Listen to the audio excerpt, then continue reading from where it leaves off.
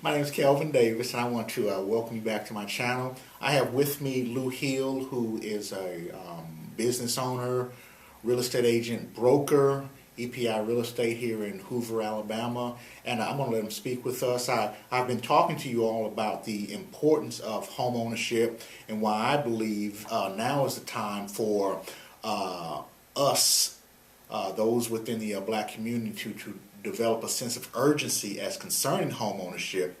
There's a limited supply of houses. There are fewer people going into the trades, so the people who actually do the work to build the houses, they're limited. The supply of houses are limited. And then you have people who have incredible interest rates. These are all the reasons I'm thinking. You have people who have incredible interest rates that, aren't looking to get out of their home in any hurry, because anything that they would buy, they would have to go into a higher interest rate. So all of these things coming together. Also, we have institutional investors, Wall Street money, folks that are buying up houses, BlackRock and some of these big companies buying up houses 100 at a time, 1,000 at a time. And they're not buying these houses to fix them up and sell them again, but they're actually buying these houses for the most part to rent them out. And they're renting them out to people, lower income, lower socioeconomic folk. And a lot of the times I'm seeing or I'm hearing about, almost slumlord type conditions. But you have to understand that these companies are more or less concerned with the stockholders than the tenants. So and you're not interviewing me. I'm gonna get off my soapbox. I wanted to let Lou introduce himself, and we're gonna go into a conversation. So Lou, tell the folks who you are, what you do, what you're about, how long you've been in the industry, whatever you want them to know. Okay, I'm Lou Hill with EPI Real Estate. I've been a broker since 2010. I've been a broker owner since 2015. Been in business for roughly almost 21 years, and I've seen a lot change in the industry. And as it changed, you have to acclimate to the environment, and so that's what realtors are getting prepared to do now. And so are homeowners for the first time are getting prepared to purchase homes, regardless of what the interest rates are, what the media is saying. The time is now to still purchase homes. Awesome. And I've been talking, like I say, about the urgency of getting into a home. A lot of what I'm promoting is concerning building generational wealth. I say that buying a home is one way that we can build generational wealth, because that's something that you can pass down to future generations. Purchasing life insurance or paying into a life insurance policy is another way.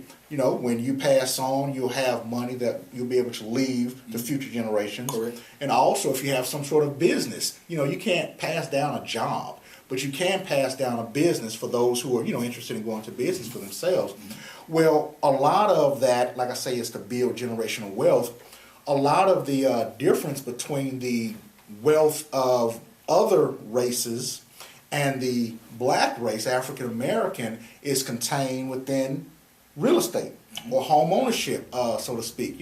Everybody's not cut to be able to go out and buy a bunch of houses and be a landlord and get into that. Everybody doesn't want to do that, but we all need a place to stay. So when I'm talking about real estate, I'm not necessarily talking about going out and being this mogul, just Donald Trump, buying up all of the state of New York type person. But even if you just start with a home for yourself, and purchase and pay it off in 30 years, you'll have something that you can send to future generations.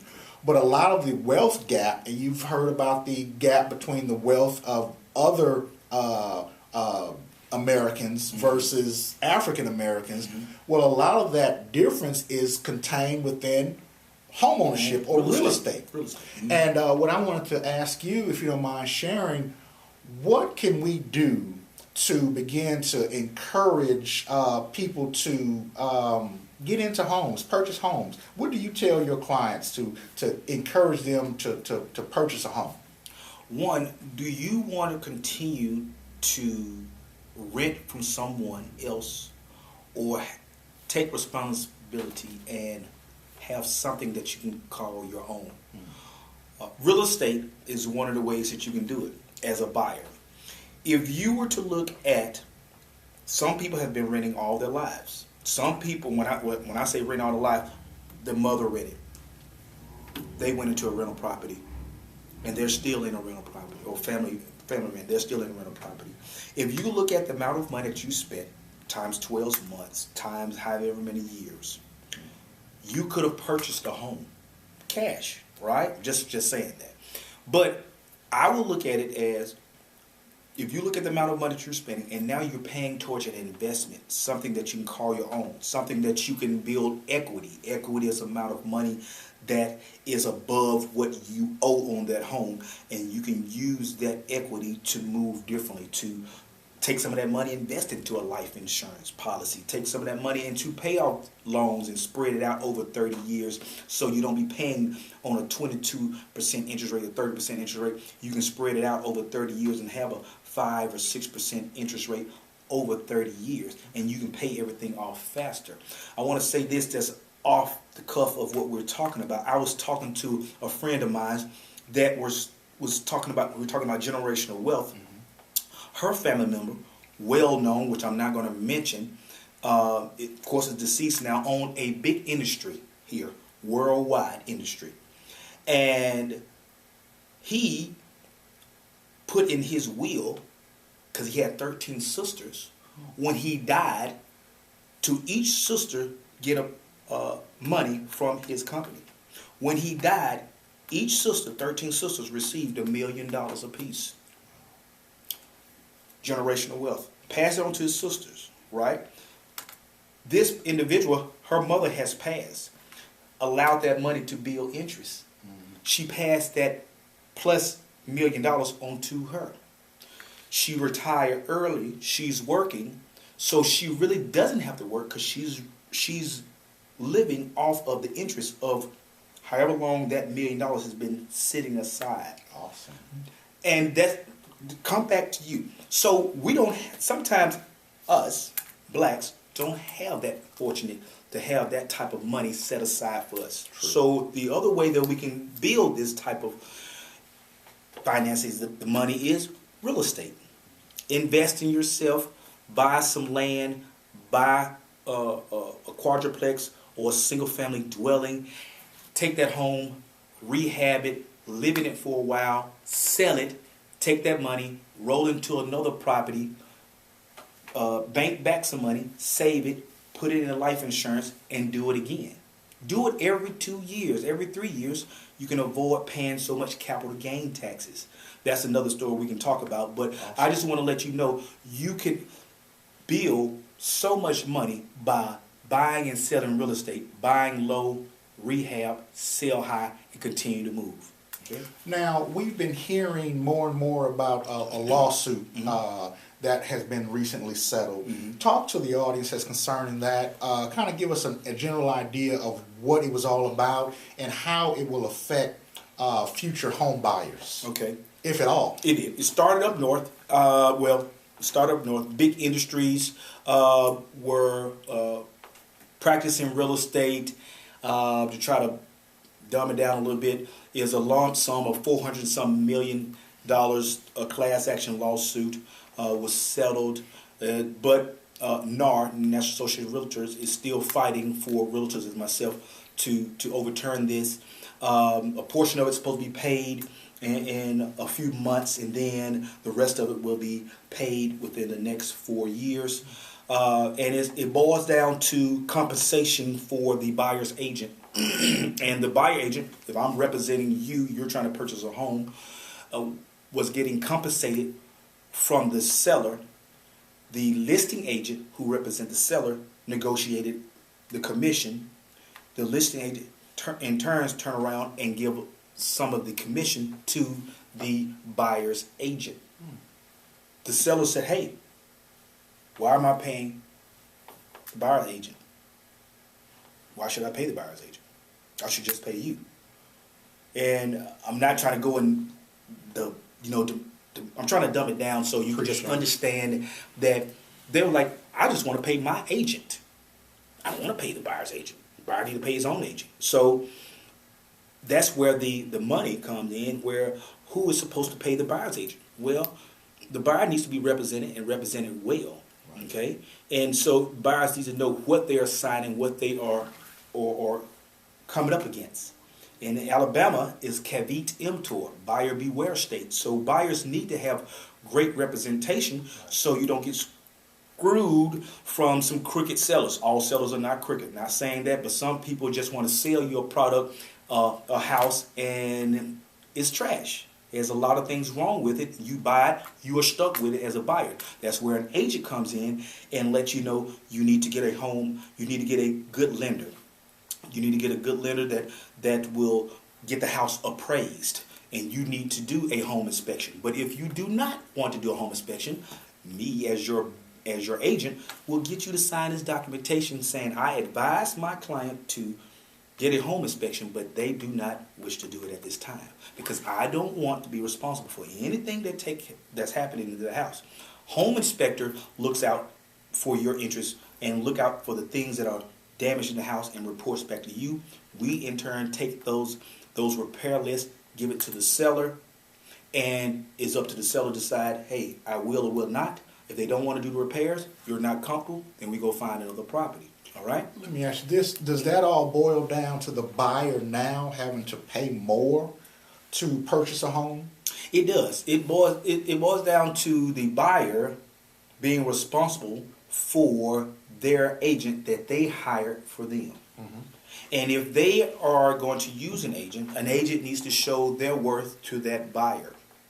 That's when you sit down before you go look at your first home, or if you are showing a home to the buyer for the first time, you have a buyer consultation at that property or at your office, letting them know your worth, letting them know the things to expect, regardless if they are a seasoned buyer, someone that's an investor that continues to buy homes multiple times for the agent, or if you're a first-time home buyer, you need to know exactly the ins and outs of purchasing a house so you're comfortable in this decision.